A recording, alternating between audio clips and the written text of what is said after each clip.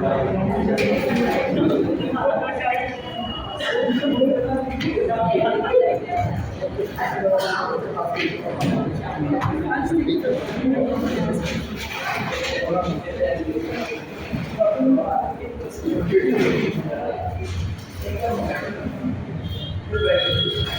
ही खुशी का मकाम है कि जहाँ पर एक मेगा इसमें जो मल्टी स्पेशलिटी जो कैंप है, फ्री कैंप जो है लगाया गया है दीवा इंटरनेशनल फाउंडेशन की ओर से एनएचपीसी के साथ मिलकर। एक बहुत बड़ा, पहले भी उन्होंने बहुत से कैंप जहाँ पर लगाए थे, भोगपुर के यहीं पर कैंप लगाए थे, और लोगों को जब बाढ़ आई थी बहुत बड़े रिलीफ के पैकेज भी दिए थे।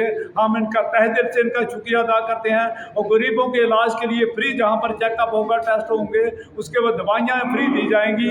ये हमारे अमरदीप जी जो कि चेयरमैन हैं दीवा इंटरनेशनल फाउंडेशन के, ये हमेशा तत्पर रहते हैं लोगों की भलाई के लिए, गरीबों की भलाई के लिए, उनके इलाज के लिए ये हमेशा तत्पर रहते हैं। और भी कोई नेचुरल क्लाइमेटी कोई आती है, जैसे बाढ़ आ गया तो बाढ़ आ गई थी, उसके लिए भी इन्होंने बहुत सी मदद की थी, लोगों को राशन वगैरह, कपड़े वगैरह बहुत कुछ गरीबों को दिया था।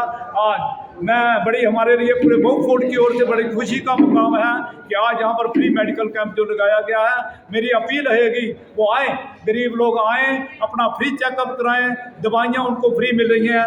बहुत से एक नंबर के हमारा जो स्पेशलिस्ट जहाँ पर बैठे हुए हैं, फिजियोथेरेपी के बहुत अच्छे जो डॉक्टर जहाँ पर आ रहे हैं, उनसे मशवरा करें, उनसे इलाज करवाएं। और आई स्पेशलिस्ट यहाँ पर आए हुए हैं, बहुत से लोगों के जो आई के ऑपरेशन हैं उनके लिए भी हमने अपील की है कि इन गरीबों के जो हैं उनके आई के जो ऑपरेशन हैं वो भी फ्री में होना चाहिए, ताकि वो गरीब लोग अपना इलाज जो है वो भी करा सकें। तो इसी के साथ में एक बार पुनः पूरी दीवा इंटरनेशनल फाउंडेशन का, एनएचपीसी का, उनका दिल की अजीम गहराइयों से मैं धन्यवाद करता हूँ। कैंप लगाया गया, क्या कहेंगे? पहले तो मैं सभी मीडिया कर्मियों का बहुत बहुत शुक्रिया करता हूँ जो आप सबने अपना टाइम निकाल के यहाँ इवेंट को कवर करने आए हैं। ये एनएचपीसी के द्वारा लगाया जा रहा है ये कैंप दीवा इंटरनेशनल फाउंडेशन की तरफ से। ये सभी जो भोगपुर के जितने भी ज़रूरतमंद हैं उनके लिए, जो मेडिकली ज़रूरतमंद हैं उनके लिए ये कैंप लगाया जा रहा है। ये कोई 5वां कैंप हम यहाँ पे लगा रहे हैं। इसका सारा सहयोग एनएचपीसी ने किया, हम उनका भी शुक्रगुजार हूँ। बसंत साहब का भी शुक्रगुजार है जिन्होंने हमें मौका दिया सेवा करने के लिए। इसमें सारी दवाइयाँ, सारे टेस्ट फ्री दिए जाएंगे, ISC की दवाइयाँ फ्री दी जाएंगी, एलोपैथी की दवाइयाँ फ्री दी जाएंगी। और सबसे बड़ी बात है इसमें जो पार्टिसिपेट करें डॉक्टर अजीज साहब जो कैंसर स्पेशलिस्ट हैं, तो कैंसर के बारे में जो गाइडेंस देंगे उनका भी हम बहुत शुक्रिया करते हैं। थैंक यू सर, धन्यवाद। ये बहुत ही ज़रूरी है, खासकर उन लोगों के लिए जो ज़्यादा अपने जो महंगा इलाज है वो एफोर्ड नहीं कर सकते हैं, और जो इस तरह के डॉक्टरों की बहुत भीड़ होती है, टाइम मिलता है, मेडिकल कॉलेज चले जाओ तो वहाँ अपॉइंटमेंट लेने के लिए टाइम मिलता है। तो उन लोगों के लिए, और जो गरीब लोग हैं जो ज़्यादा एफर्ट दवाई और टेस्ट नहीं कर सकते, वो हम यहाँ देखते भी हैं। और जो हम कोऑर्डिनेट करते हैं, जो फ्री टेस्ट हो जाए, जो मेडिसिन है वो भी लोगों को जितना मुमकिन हो उनको वो देने की कोशिश करते हैं। और ये तो एक आम लोगों के लिए बेहद ज़रूरी है। लेकिन मेरा जो स्पेशलिटी है, ख़ासकर मैं कैंसर का और खून की बीमारियों का इलाज करता हूँ मैं, और उनके लिए ज़्यादातर लोगों को इसका पता नहीं है, वो उसके लिए आते नहीं है, ख़ासकर कैंसर के लिए।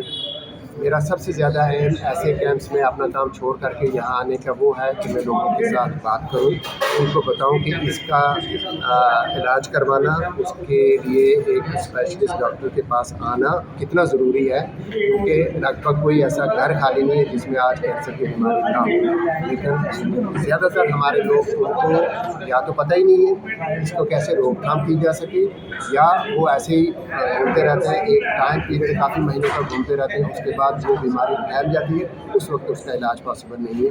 मेरी ज़्यादातर जोर जो है इस बात पे है कि आप इसको छुपाएं नहीं, उसके लिए आगे आएँ। बहुत सारे स्क्रीनिंग टेस्ट हैं हमारे पास, वो आए, जब वो पता चल जाए कैंसर, और अगर वो अर्ली स्टेज पे है वो बिल्कुल क्योर हो सकता है। जैसे किसी को इन्फेक्शन हुई वो क्योर हो सकती है, ऐसे ही कैंसर भी क्योर हो सकता है। हमारा ज़्यादातर उस पर जोर है। और उसके अलावा मैं फिजिशियन के पेशेंट भी देखता हूँ, और खून की बीमारी का। डॉक्टर साहब, मेरा एक सवाल रहेगा, जिस तरह से पुराने ज़माने की बात करें, ये कम संख्या में दिखता था, आजकल काफ़ी तेज़ी से बढ़ता है। क्या कारण है कि खान पान की प्रॉब्लम है, या लोग जो व्यायाम नहीं करते, क्या ये कैंसर किस वजह से जो है बढ़ रहा है? बहुत अच्छा सवाल आपने किया कि एक ऐसी बीमारी है जिसके बहुत सारे फैक्टर हैं। आज के जो लाइफस्टाइल है ख़ासकर उसमें उसका बहुत ज़्यादा दखल है। मोटी मोटी चीज़ें मैं बता दूं, वैसे सारी तो गिनती करना मुश्किल हो जाएगी। जैसे फेफड़ों का कैंसर स्मोकर में होता है। जो लोग 20-25 साल से स्मोकिंग करते हैं उनमें 90% फेफड़ों के कैंसर स्मोकर में ही होते हैं। जी बिल्कुल। इसी तरह से जो लोग ड्रिंक करते हैं, ज़्यादा ड्रिंक करते हैं, उनमें जीआईटी के कैंसर और लीवर के कैंसर और बहुत सारे वो भी होते हैं उन्हीं में।